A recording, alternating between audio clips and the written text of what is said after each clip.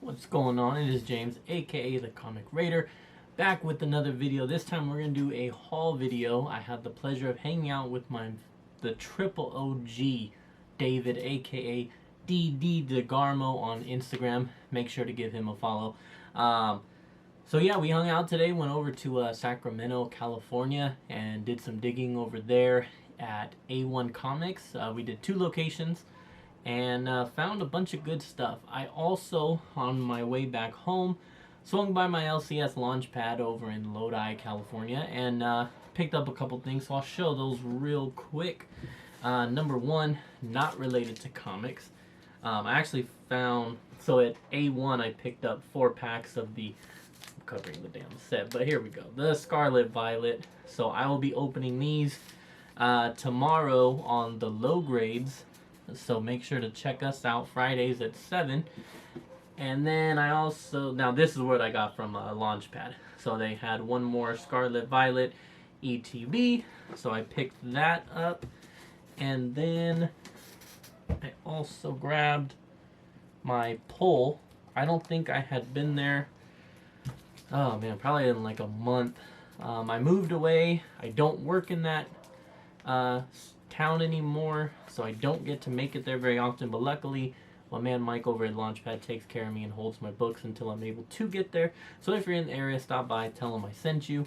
I've got, that's my pull list for a month or so, I'd say.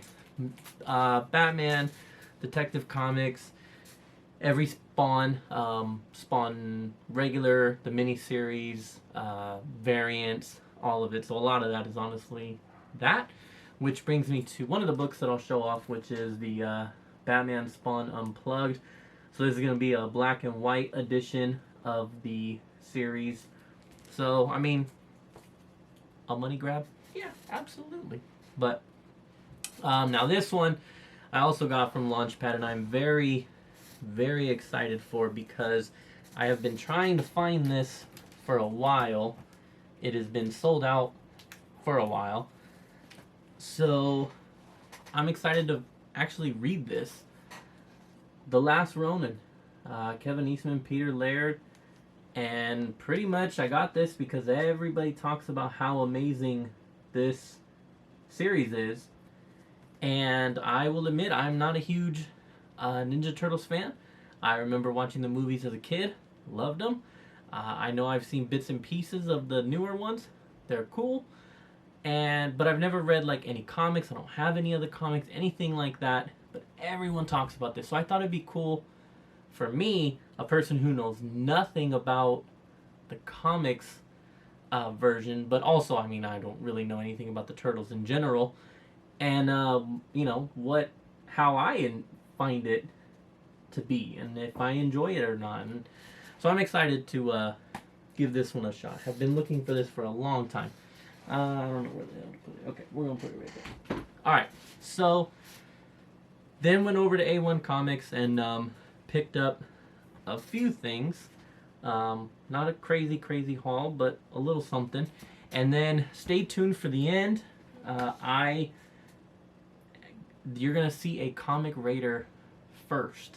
I have entered a new field. I've bought something that I don't own right now, or well, now I own it, but that I haven't owned in the past. And so I'm very excited for that book. So anyways, let me get in here. So on my way up there, I was catching up on the Comic-Com podcast on Spotify. Shout out to Nemesis Prime and Milton the Manimal. And Milton the Manimal, aka Zach, was talking about a series called, he said it was called The Harrower, and then it was new from Boom Studios, and then it is like a horror slasher from Justin Jordan. And I was like, well, and then I believe this just came out today, possibly. It did have a new sticker on it, so this should be issue 2, brand new, possibly today. But yeah, I was able to pick up 1 and 2. We'll be giving these a read, and it looks cool. I mean, the mask looks pretty interesting, and then he's got the little axe in the one shot, so it's like, yeah, I mean, I'm down for a really badass slasher horror comic, so excited for that. I think, I don't know if I have this, so I got it anyways, because if I do, whatever, I'll have 2 copies. Batman One Bad Day, Bane. I just thought that this cover is amazing. I do see that it is a barcode 111, so this would be the regular, not a variant, so I'm pretty sure I do have it, which is fine. Like I said, I'll just have 2 copies of it. I think that is a sick Bane cover. Plus you got Batman in the reflection. That's just badass. Alright, so I don't have these in any real order. I grabbed this, a little Batman Begins booklet. This is the back of it. And it looks to me like it is a collection of, it's like a mini comic, and it has a bunch of comics that inspired the movie. So there's like the one of the Long Halloweens is in here. The Man Who Falls, the Batman. Okay, so those are from like, so it tells you the story, but it doesn't tell you like the book, the comic book issue that it came out of. But either way, yeah, I mean, you know, different things going over the origin and stuff like that they pulled for the movie. I hope that's in focus. But so yeah, either way, pretty cool. I just thought, okay, of course it has the, I mean, you can't say the first issue didn't inspire, right? So, but anyways, and then it looks like this may have came from the DVD, because over here it says special DVD issue. So I just thought this was pretty neat, and decided I'd grab it. These 2 are just because 2 and 3 of Mirror's Edge, and I just picked these up because video game books are becoming harder to find, and I didn't know that this series had a comic book to it, so I was just like, F it, I'm gonna grab them anyways. But yeah, the video game comics are definitely catching on. And I have a friend, Robert, a low grade brother, my comic book Fiend Club brother, who also loves video game comics. So those may or may not be going to him. I'm not going to spoil it and say. I picked up some Daredevil stuff. We are just about over Man Without Fear March, but I'm pretty sure I have this, but I picked up another copy anyways because I just love the cover, how the title, the subtitle just like is designed to fit in with the buildings and the skyscrapers. I just think that this is a awesome cover. So whether I have it or not, I picked one up. Normally I would not get a book that has been tampered with, but number 1, I needed it for my run, and number 2, I think it's actually kind of cool. So Daredevil issue number 68, yeah, that is a sticker that I'm assuming some kid back in the day placed on there because Daredevil is the champ. I mean, I do agree with him, Daredevil is the champ, but yeah, so normally, you know, someone puts a sticker on a book, I'm probably not picking it up, but I was like I said, number 1, I need it. Number 2, I mean, that's kind of funny. It's kind of funny. I'm not even going to try to remove it. I am just going to leave it there forever, and one day when I upgrade, I will upgrade. This is issue 321. I wasn't sure if I had this, but I didn't think so. I realized during this trip that my inventory on Daredevil is way off, so I need to fix that. And it is actually like a cool wraparound cover. This one I thought was interesting. Ren and Stimpy, so technically the Ren and Stimpy show, issue number 3, and it is a newsstand, number 1, which I think this came out in 93. Yeah, so 1993. So I thought that was cool because by then the newsstands are a little bit rarer, And I also was like, Fidel and Saddam. I just thought, these are the type of books that people start to claim are controversial. And yeah, I just thought that that was an interesting one. So that plus the newsstand, I was like, I'm going to pick that up. And Ren and Stimpy, I do remember watching. And that was awesome. And I did actually see like some of the later issue comics when they actually have a Nickelodeon sticker on them. Big difference in the covers and what's depicted on the covers once it's actually marketed towards kids. This one I thought was cool. I don't even know what issue. So Shazam 32. This will be a theme that we'll see today in the hall. But Shazam 32, a baseball cover. Number 1, it's opening day. Number 2, I do love to collect sports covers. Again, my man Robert loves to collect baseball covers. I just will pretty much grab any sports cover, football, baseball, doesn't matter. So this one was awesome. And again, it's opening day, so it was like a perfect. And then this one, again, continuing on with the theme, Mickey Mantle.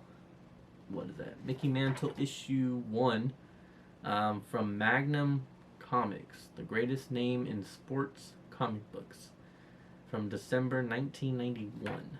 So I just thought that was cool. And again, baseball and opening day just seemed like a right time to pick that one up.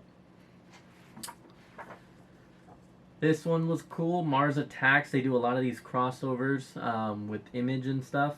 This one I picked up just because, in particular, he had Spawn and Super Patriot there fighting in the back. So, had to grab that. Very interesting drawings there. I don't even know if Spawn is like in it. He should be. Maybe, maybe not. Oh yeah. Here we go. Or a little bit, I'd say. Cool little shot of Spawn there and Savage Dragon. I don't even know the other color characters. Gen 13, I believe, right? I never read that series, but. So yeah, this one was interesting. Next up, I am excited to show this off tomorrow on the Low Grade Show because I just have a feeling like my man Glenn is gonna love this book. But Defective Comics, lame old Just Nuts League of America. They are fighting Stinko the Conqueror, who is using his fart, gas, poop powers. And yeah, I thought that that was just awesome and perfect. Perfect. What does it say? Turning classic comic books upside down. And then on the back here, we actually, honestly, I didn't even see the back until now. But Spastic 4. And what is it? The Thick, Mr. Spastic, Human Dork, Unkissable Girl. And yeah, I don't even know what the heck is. Oh yeah. Well, okay, so it looks like inside is actually someone's dogs are fighting out there. So it is a continuation of the story, at least inside. I don't know why my camera keeps getting dark like that, but got some interesting stuff going on there with Wonder Woman. But yeah, I just thought it was funny. I will have to definitely read this later and get all the weirdness. Okay, moving on. Looney Tunes, Merry Melodies, issue doesn't really say, whatever. Again, baseball cover. Thought that one was cool. Then I picked up a nice, I know I do not have this one, so this was cool. Batman issue 230. So nice to, find a lower number Batman book is always cool. And this one I think I have. It's super low grade, but I bought it anyways. Fantastic Four issue number 40, just because of Daredevil being on the cover, but also a cool cover with Doom and the rest of the Fantastic Four gang. So, like I said, I'm pretty sure I have one of these, but I figured I'll just get it just in case anyway, so that's why I grabbed a low grade copy of it. This one, just classic cover. Daredevil 184, Frank Miller, newsstand, although I'm pretty sure that was pretty common back then, but I wasn't sure if my copy was newsstand or not, so either way, there we go. Plus you got, Daredevil kicking in the dough, waving the fofo. And I think this is the one with Punisher in it.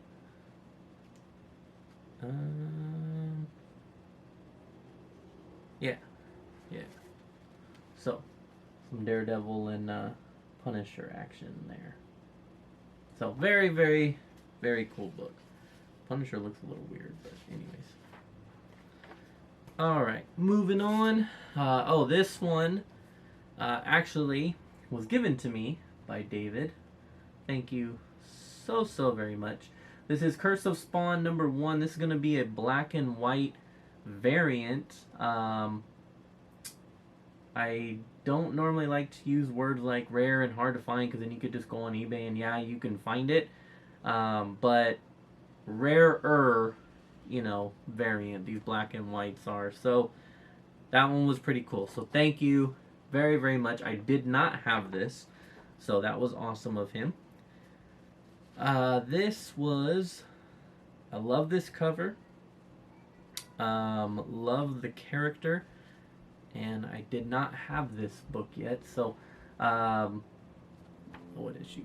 Batman, Detective Comics 553, a really cool cover and a really cool, Black Mask story. I love Black Mask. I have, what is it, a 9.0 sitting over there, right over there.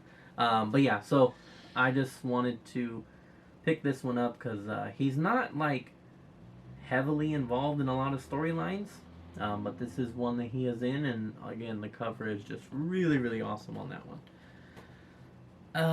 And then we're pretty much wrapping up here. This is an Elseworlds story. This is one of the ones that I did not have, so I'm excited to check this one out because I have always heard a lot about it. But this is Batman Dracula Red Rain with Doug Munch and Kelly Jones. And so yeah, I'm excited to check this one out. I've heard about this Red Rain and all that kind of stuff, but I've never actually read the story. So pretty cool there. I don't know if there's any quick, cool shots that I can get without spoiling it, of course, but actually that's a pretty cool one. That's pretty cool. Not the biggest fan of the whole, trademark big bat ears, or long bat ears, but I think that that's still pretty cool. So, alright, that does it for the fillers, I guess we'll say. Today I just wanted to go and, David loves to just dig. And I usually go with either, different kind of mindsets. Am I just digging through today? Or am I kind of more just focusing on picking up a big book or, a couple big books? Today I just wanted to dig. I hadn't been to a shop or a con in a while. So I just wanted to have the fun of just digging. So all of these were just found in the bins of me just, going through there. I mean, no like bangers, but I was really happy with a lot of them. I found a ton of baseball covers, which I thought was awesome. Found some video game stuff, found some Batmans that I was very excited about. Filled some of my Daredevil runs, so I was excited about that. So I was really happy with what I was able to get. So then we went to a different A1. Now at this point, I was like, okay, I'm not going to go digging here. If I see a book on the wall, I'm going to try to get a wall book here. That's what I ended up doing. And I ended up hitting up my man J2, and I said, I need your help. I need your help deciding, because there was about there was 5 that were in my price range. One of them was an instant like, okay, the cover's kind of so I'm going to put that one off to the side. So I had to decide between 4 of them. And it was a very tough decision. It was, do I want the better book in a lower grade? In this case, the centerfold is detached. Or do I want the not as great book, but it's obviously in better condition, so that's why it's in the price range that it's in. So basically, 3 of them were all really good condition, completes, all that kind of stuff, so they were all in the same price range. And then there was an outlier, which was way more expensive, but because of its quality or condition, it was now in the price range of the others. So I ended up going with that one because I thought, if I find a good copy that does not have the centerfold detached and all that kind of stuff, it's going to put it at a price point that I won't want to pay personally. So low grade is better than no grade, as we like to say. And especially since I probably wouldn't buy it had it not been in this condition, because I wouldn't want to spend that much money on it. So I'm very happy with my choice. I am very happy to have this. I know I'm hyping this up, but for me this is really, really cool. This is a special market book. So without further ado,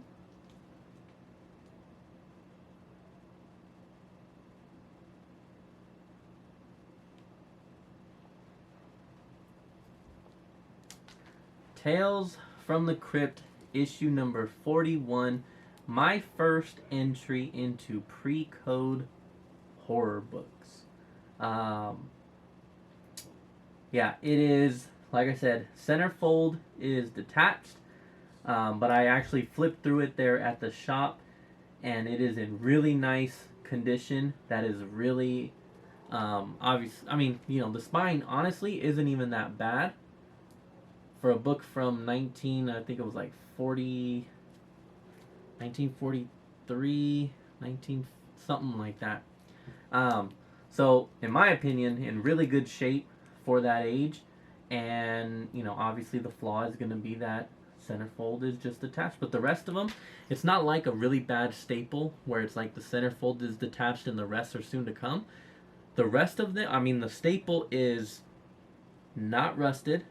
The staple is sharp. It is tucked in there nicely. The rest of these pages are not going anywhere. It is just that centerfold that's out. So then therefore, price drops by a lot. And I'm okay with that, because I'm not going to spend twice as much on this book to get it in a different grade. So I had to Mylar this because I was not about to hold this up not bagged and board. So you're just going to have to deal with the glare here. But yeah, this is a banger. Pre-code horror, my first. Can you imagine just having to sit there, homeboy throwing an axe at your ass? And yeah, and then Tales from the Crypt. So yeah, what I was deciding between was this one. I think there was one more Tales from the Crypt, and then there was a Vault of Horror. And then I can't remember the other one. But anyways, yeah, they were cool. There were some cool ones, but this was definitely the best of the bunch. I will say, I'm not going to get into pricing, but like I said, this was on the lower end. They had some expensive ones. I saw some $500, $600 price tags. if you're in the area, Sacramento, this is going to be the one by the Wiener Schnitzel. I believe that's technically the Roseville location. I could be wrong, but it's the one by Wiener Schnitzel in town. They've got a few more of these. Like I said, I picked up one of the 4 in this price range, but there was some that were up there. They've probably got 8 or so pre-code horrors available right now. So if that is your thing, head over there and take a look. But yeah, so that's pretty much going to do it for me. That's all I picked up. But I was very happy. It was a very successful trip. Picked up a lot of cool books that I'm happy with, and then a nice one for me to wrap up the day. And I got to spend time with my man David. So it was a great day. I am heading out. I am going to go watch John Wick. I probably got to leave the house right about now. So I'm going to go watch John Wick number 4 finally. Most likely we'll come home and do a review for that I'll probably upload then tomorrow. I'm not really sure. But yeah, very excited to go watch that. So stay tuned for a Raiders Rants on John Wick number 4. In the meantime, I will get this loaded up. And yeah, till next time, Comic Raider is out. And stay safe and take care. And thanks for the support. Deuces.